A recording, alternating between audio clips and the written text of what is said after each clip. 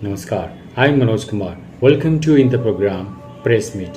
In this program, we cover press conference, media interaction, and a speech of the chief guest at the program. So, without spending so much time, let's go to the video. ये issue पिछले कई दिन से चल रहा है और media के लोग इसको देख रहे हैं। मेरे से भी कई बार इस विषय में पूछा गया है। हमारा कंसिस्टेंटली स्टैंड यही रहा है और हम हमेशा यही बात कहते रहे हैं कि हम पूरा पानी दिल्ली को दे रहे हैं, बल्कि जितना उनका हक है उससे ज़्यादा पानी हम दे रहे हैं। हम शुरू से इस बात के प्रति जागरूक हैं कि नेशनल कैपिटल में किसी तरह की पानी की ड्रिंकिंग वाटर की अव्यवस्था ना फैले।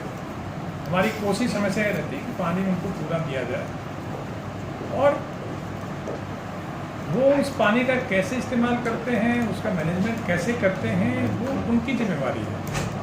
अगर हमारा पूरा पानी देने के बाद भी उनको पानी की कमी महसूस होती है तो मैं शुरू से ये कहता रहा हूँ, हमारा स्टैंड यही रहेगा कि वो अपने अंदर के मैनेजमेंट को देखें कि कहाँ कमी है, पानी की कमी नहीं है। सर, पिछली सुनवाई के दौरान सुप्रीम कोर्ट ने कहा था कि हिमाचल से पानी देने की बात कही थी और हरियाणा को सहयोग करने की बात भी जो है वो कही थी। तो फिलहाल क्या सिचुएशन है, पानी हिमाचल की ओर से दिया जा रहा है क्या?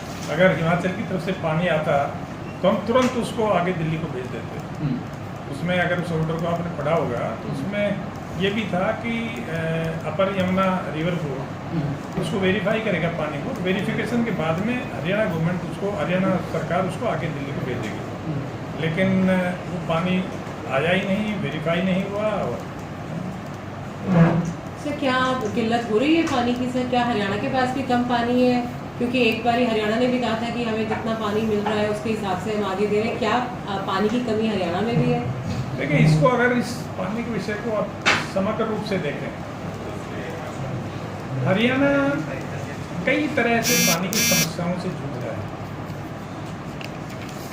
माननीय सुप्रीम कोर्ट ने 2002 में स्पष्ट आदेश दिए थे कि SYL नहर बने और SYL के थ्रू हरियाणा का जो पानी है, वो सतलुज रावी का जो पानी है, ब्यास का पानी है, वो पानी यहाँ आए। लेकिन सुप्रीम कोर्ट के आदेश के बावजूद भी, माननीय सुप्रीम कोर्ट के बार बार कहने के बावजूद भी आज तक उस फैसले का अमल नहीं हुआ। दूसरी तरफ हमारी जो हासीबुटाना कैनाल बनाई थी, जो पूरी तरह से आंतरिक जो पानी का वितरण था उसके लिए बनाई गई थी, हमारा इंटरनल अरेंजमेंट था, उस पर भी पंजाब सरकार ने स्टे ले रखा। अब आज की स्थिति में मुझे एक बड़ी अजीब सी बात ये लगती है कि दिल्ली में भी एक उसी पार्टी की सरकार है जिस पार्टी की सरकार पंजाब में है। पंजाब सरकार उसी पार्टी की सरकार माननीय सुप्रीम कोर्ट का के स्पष्ट आदेश के बावजूद भी SYL नहर के निर्माण को नहीं होने देना, और उसी पार्टी की सरकार दिल्ली में जो बैठी है वो हम पूरा पानी देने के बाद भी हमारे से और पानी की डिमांड करते हैं। बार बार माननीय सुप्रीम कोर्ट में जाते हैं। पिछली बार भी सुप्रीम कोर्ट में गए थे तो माननीय अदालत ने उनको डांट लगाई थी, कि फटकार लगाई थी कि ये इस तरह लिटिगेशन नहीं करते, पानी पूरा आ रहा है। अब भी 2-3 तारीखें हो गई, वो माननीय कोर्ट को संतुष्ट नहीं कर पाए कि हरियाणा सरकार पानी नहीं दे रही। तो आपको क्या लगता है कि पॉलिटिकल इशू बनता जा रहा है? आम आदमी पार्टी जो है, क्योंकि उन्होंने हिमाचल प्रदेश की जो साइड ली, वह हरियाणा को बार बार जो है वो आरोपी ठहरा रहा है। देखिए, ये इस बात से अपने आप में ही पॉलिटिक्स की बू आ रही है।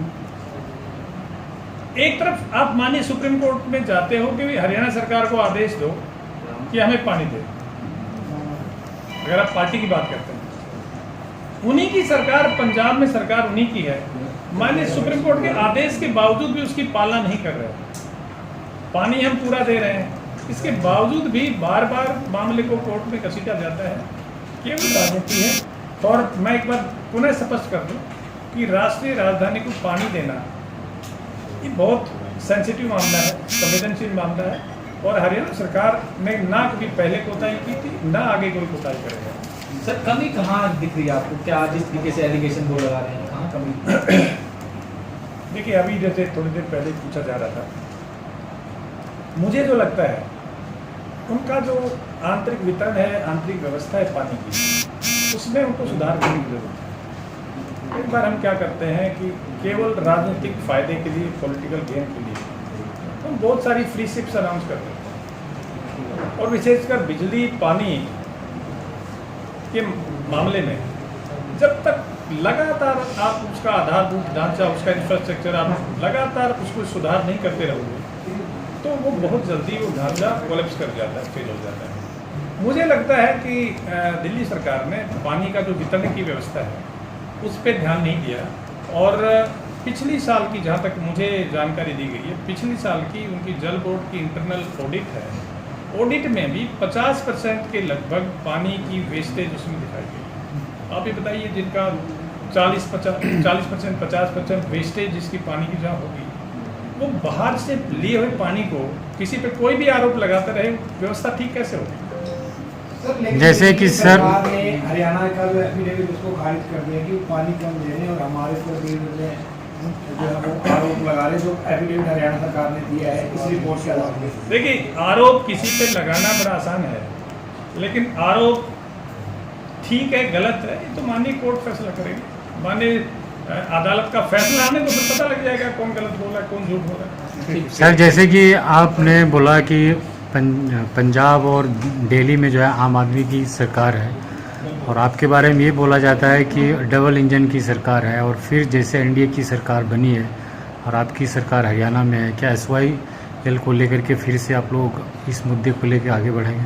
देखिए, SYL का मुद्दा लगातार हमारे लिए एक महत्वपूर्ण मुद्दा है, और हम हमारे प्रदेश की जब से हमारी सरकार आई है हम हमेशा उसके बारे में लगातार उस पर कार्रवाई कर रहे हैं। अभी माननीय सुप्रीम कोर्ट में इसकी जो एग्जीक्यूशन है ये पेंडिंग है, और हमारा भरसक प्रयास है।